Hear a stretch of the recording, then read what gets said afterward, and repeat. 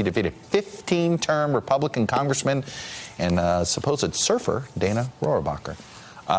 Mr. Ruder, welcome. Thank you. Glad to be on the show. So let's start with how you won. How much of your win do you attribute to just the Trump effect in suburban America? And how much of it was there sort of a special piece of sort of the oddness of Dana Rohrabacher and his relationship with Russia and Putin? All of it came into play. Certainly there are demographic changes taking place in Orange County.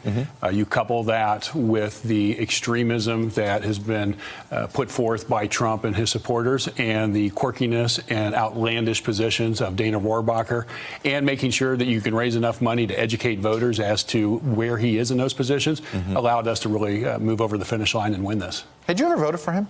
Had I ever voted for who? For Rohrabacher when you were when you were a Republican? No. Because you're a former Republican at one time, right? Well, I left in '97. Okay. And so I left, prior to that time period, prior to Newt Gingrich. You had Republicans who believed in environmental stewardship. You had Republicans who believed in a women's rights. You had California Republicans, there were a lot of them. And Republicans in other parts of the country as well. And who believed in civil rights, voting rights, who believed in bringing down the deficit. And all of that seems to be on the back burner now with the current Republican administration. At best on the back burner, at worst completely off the stovetop. What about this Democratic Party? What are the parts that you like as a former Republican? You know, a 90s era Republican. I get what you're saying there. And what concerns you? Well, for me, I've always looked at most Americans are between the 20-yard lines. They believe in socially progressive ideas on one hand, but they also believe in fiscal responsibility. And for me, I am a moderate. I believe that I can show the economic foundation for why some progressive ideas make sense. But we also need to recognize that we cannot continue to have a ballooning federal deficit, which just really is an anchor on our children and our grandchildren for decades to come.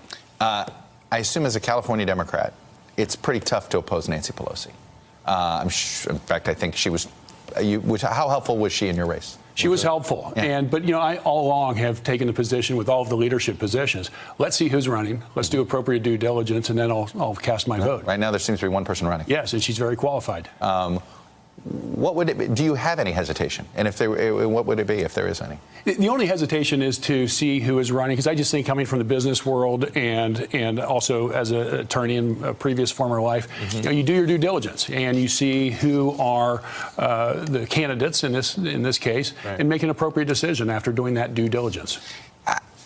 One of the things that I think a lot of us are wondering, watching this new Democratic coalition come in, is that you guys are all over the ideological spectrum when it comes to your side of the football field, right? You say it's between the 20s, but there's quite a few that are sitting on the 5 and the 10, and many of them in California.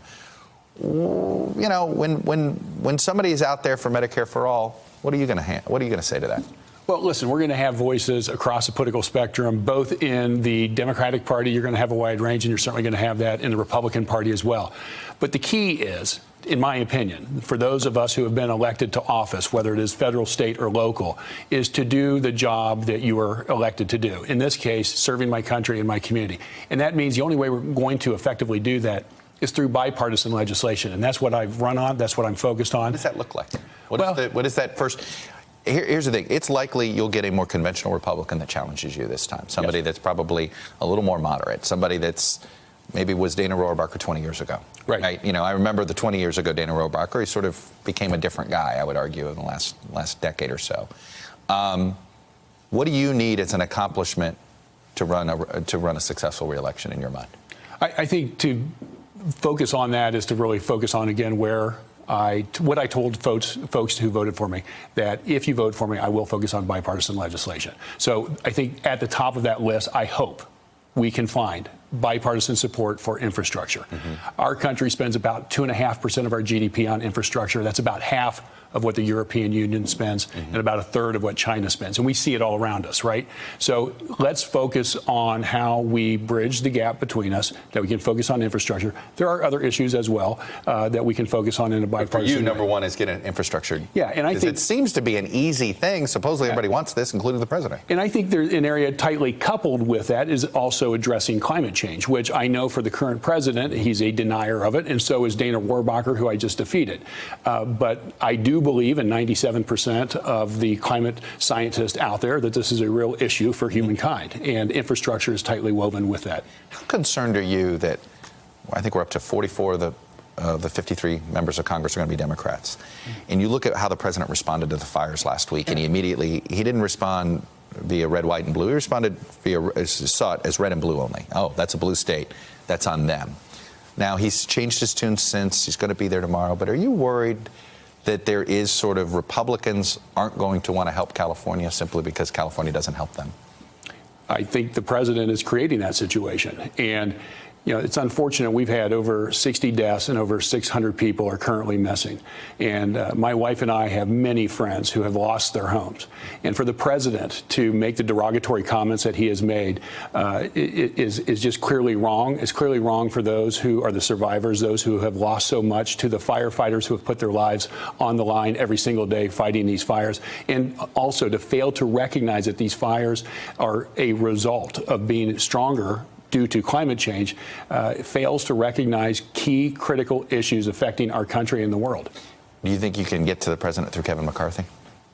We'll see. I hope so. I think, being the new guy on the block. Right. I hear that. But that would be my hope, is that we can work across the aisle. All right. Harley Rouda, thanks for coming in. Congratulations on your apparent victory. I know the California count continues, but it looks like we'll be seeing you back here a lot. Great. Thank you very much. Appreciate it. Hello, YouTubers. If you're watching this, it means you've checked out our channel, so thank you. Now do me a favor, subscribe by clicking on that button down there.